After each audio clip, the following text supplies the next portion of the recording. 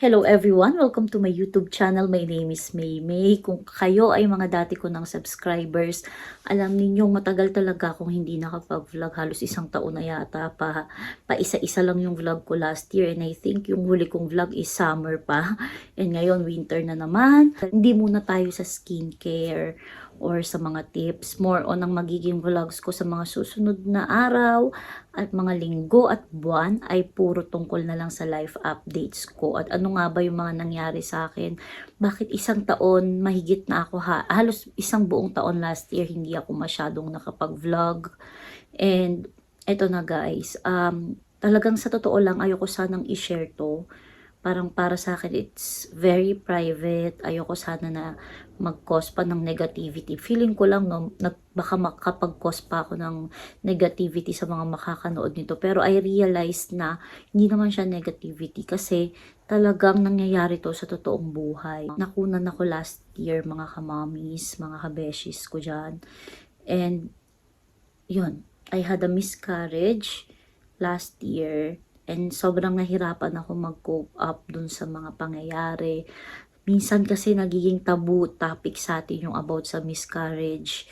And gusto ko mang i-share nung mga panahon na yun, pero parang naniniwala kasi ako sa feel the pain until it's over na gano'n. Sometimes nakakasira din siya ng mental health kapag may mga bagay ka na pinagdadaanan na mag-isa na mas pinili mo na lang na mag-isa mo munang pagdaanan. Pero sigurado ako kung merong mga naka-experience nito, may mga mommies tayo na gano'n din yung kanilang way ng pag-handle ng mga ganong traumatic experiences, no? Pero syempre may mga iba din naman na more on, mas open siguro sila.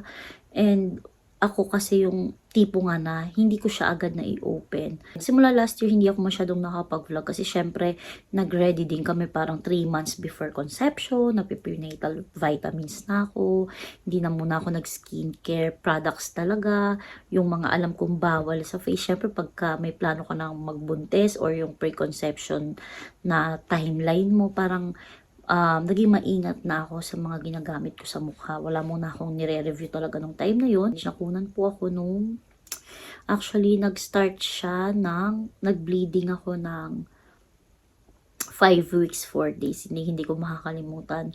5 weeks, 4 days. Since planado nga siya, parang May yun. May kami nag-try or parang end of April. Tapos May nag-positive na ako. So, 4 weeks preggy or 4 weeks pregnant pa lang ako, alam ko na positive ako, na buntis po ako. And hindi siya madali talaga mga kamami. Syempre parang pinlano namin yun 5 years old, mag 5 na kasi rin yung baby namin, yung first child namin. So parang nangihingi na rin talaga siya ng kapatid. And yun, so nag-decide kami na sige, kahit isa lang, at least may kasama siya. Gusto rin namin na kahit papano, dalawa sila na maging baby namin. Una kasi spotting lang siya, may mga pictures ako. Again guys, disclaimer, kung medyo gross tong mga pictures na ipapakita ko, kung medyo maselan kayo or kumakain kayo, or hindi nyo gustong makita yung mga to, baka kasi may mga trigger warning din, or I mean, baka kung meron kayong experiences na to, baka ma-trigger kayo. Skip nyo na lang ng ilang segundo or isang minuto para sigurado kung sakali. Ipapakita ko sa inyo, spotting siya hanggang sa mag-turn na siya sa talagang full-blown na bleeding. Nung una, hindi pa ganun kalakas, pumunta kami sa emergency ng maternity. Yun, chinek nila, nakita nila may sac naman. Nung una talaga, nahirapan silang hanapin. So parang doon palang kinakabahan na talaga ako. Kasi sa pregnancy ko kay Miriel, hindi ko talaga naranasan na duguin or spotting man lang. As in, wala akong naranasan ganun. So bago talaga sa akin lahat. Talagang takot na takot ako. And then yun, nung tinignan nila sa ultrasound, medyo natagalan. Tumawag pa ng talagang ng higher consultant para i-check kung nasaan nag-implant. Nakita yung gestational sac finally ng consultant. Mabilis lang niya nahanap. And wala silang ibang explanation na sinabi sa akin, kundi diniagnose nila ako na mayroon akong threatened miscarriage. And then nakita doon na okay naman yung sac niya, and meron na siyang parang patubong yolk sac, meron na rin siyang maliit na yolk sac. And so, sabi nila may mga pregnancy daw talaga na nagkakaroon ng bleeding. And normal daw yun sa first trimester daw, first trimester, na marami daw nakaka-experience ng gano'n na nagkakaroon ng bleeding. And personally, may mga kakilala ako na nagkakaroon nga ng gano'n na dinudugo. Nung time kasi na yun, may tinatawag kasi dito sa Spain na komedor. So si Miriel nung time na yun, hindi siya nakakomedor, yung parang nagla-lunch sila sa school, binabayaran yun ng parents. Since 5 minutes lang naman or wala pang 7 minutes yung bahay namin doon sa school ng anak ko, lagi ko siyang hinahatid sundo. So parang papasok siya ng 9 to 1. Ang husband ko yung naghahatid sa kanya, pero ako yung nagsusundo. Saka lalo na pag lunchtime kasi nasa work na yung husband ko. So papasok siya ng 9 to 1, kunin ko siya ng 1, tapos 1 to 3, 3 o'clock, ibabalik ko siya sa school. Tapos babalik na naman ako ng before 5, kinukuha ko siya sa school. So naisip namin, baka partly because yung natatagtag ako, baka kaya dinudugo din ako. So parang yun yung naisip ko na cause.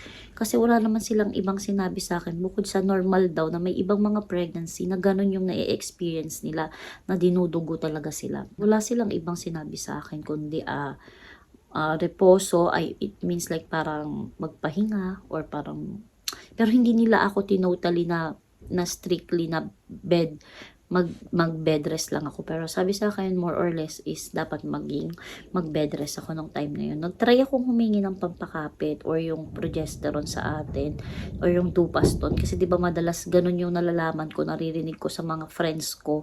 Lalo na kapag meron silang spotting. Pero hindi sila nagbibigay dito. Unfortunately, dito sa Spain, hindi po sila nagbibigay ng ganun agad-agad.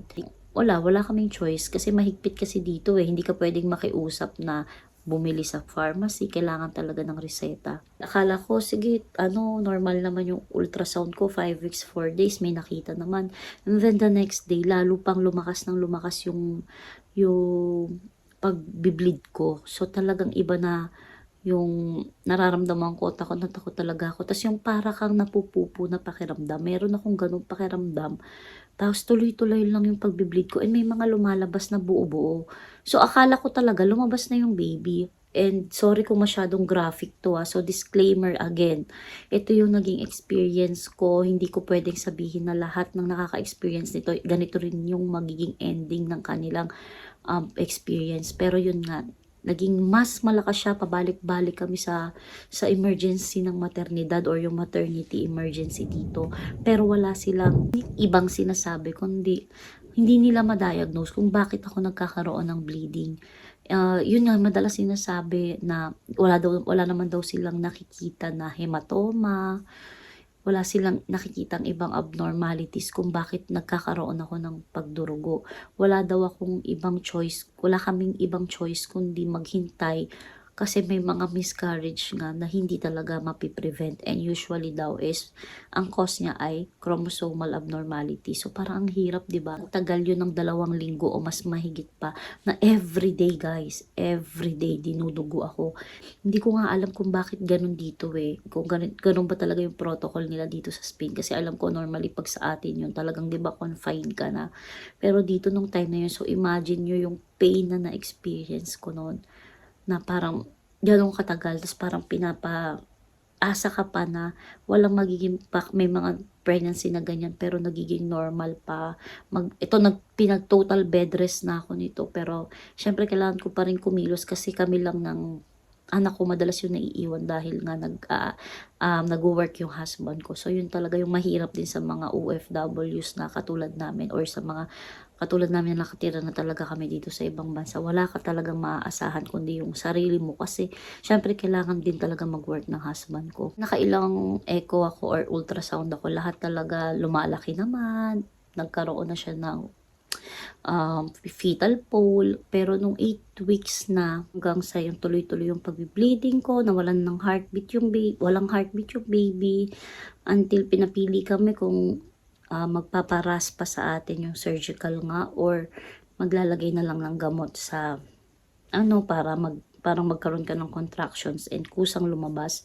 So, mas pinili namin yung approach na yon, yung maglalagay na lang ng gamot. At may ilalagay na gamot or yung medicine na para maalis na yung baby. Kasi nga, hindi siya viable, hindi siya healthy. And sobrang hirap niya talaga alam ninyo, after pa nung, di ba, nung 2 weeks na dinudugo ako, halos magti 3 weeks na. Tapos yung 3 linggo din bago na-expel talaga lahat, natanggal lahat. Laging incomplete abortion, hindi talaga siya abortion kasi yung tawag dito, incomplete miscarriage siya.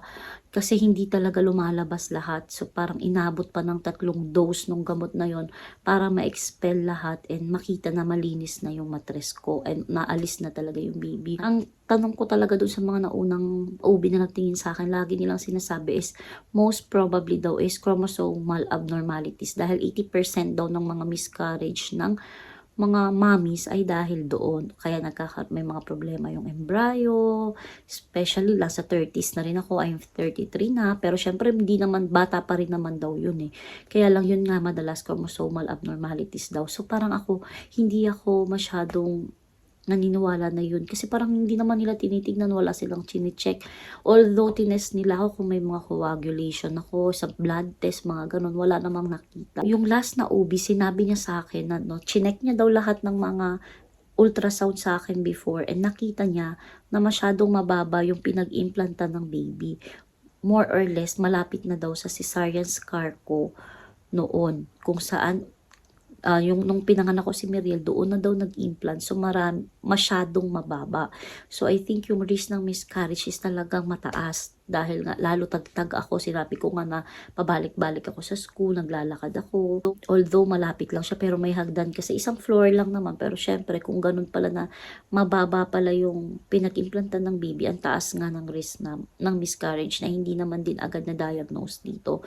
Walang sinabi sa akin. And then may area daw dun sa aking cesarean scar. Ang tawag is ismosele or yung niche, cesarean scar niche, na parang may area, merong maliit na area na hindi nag-heal ng maayos and parang doon malapit nag-implant yung baby namin. Talagang ang hirap guys, nagkaroon ako ng anxiety, ng depression talaga. Ilang buwan talaga yun na talagang parang bigla akong iiyak. Syempre, masakit din kasi yung husband ko, gano'n, nasaktan din siya. Yung anak ko, lagi niyang hinahanap. Bakit hindi naging healthy yung baby? Nagpipray naman daw siya lagi. Pero, alam niyo yung pain na sama-sama na hindi lang yung sarili mo. Ang hirap pala ng gano'n. Saka parang ang haba, na prolong talaga yung agony ko. Talagang parang ang haba ng proseso. Ni-refer na rin ako sa psychologist. So guys, huwag kayong mahihiya. Alam niyo masasabi ko naman yung faith ko talaga is sobra. Kung wala talaga siguro talagang parang hindi ko na alam yung gagawin ko. Talagang na-fall na ako dun sa depression. Tapos lagi kang nasa bahay. Yung routine mo same lang. And then iba yung naging impact sa akin dahil ang tagal ng process ng grieving ko eh. Hindi naman siya yung isang araw lang. Of course kung gano'n na parang di ba pag niraspa ka tapos na. Hindi ko naman sinasabing mas madali yun. Pero feeling ko mas mabilis ako naka-move on kung nagpa-raspa na lang ako. Hindi yung gano'n na 3 linggo pa yung inabot bago na alis. So I think hindi ko naman sinasabi mas madali yung raspa ha, pero ay mas madali yung pinagdaanan nila kasi syempre emotionally masakit talaga yun. Pero I mean yung dapat pala gano'n na lang. Parang yun yung isang regret ko nung time na yun. Feeling ko kung mas mabilis din akong nag-heal kaysa nung ang haba-haba ng process ng dinudugo ko ka, nagko-contractions ka, tapos yun din naman yung kahihinatnan. So I think grabe yung grieving process ko noon. So, nirefer ako ng doktor ko sa psychologist. Huwag kayong mahihiya na gano'n. Kasi minsan siguro katulad ko na hindi ako makapag-open up agad. Nakatulong talaga sa akin yung referral na yun. Nung una parang ayoko kasi parang mataas naman yung faith ko eh. Nagpipray naman ako, okay naman ako. I think kaya ko to. But then yun, feeling ko ang laki nung naitulong talaga nun sa akin.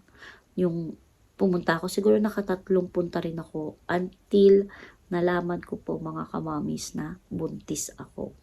Ito isi-share ko na lang. So parang 3 months after nung nakakunan ako, ayun, nabuntis po ako mga kamamis.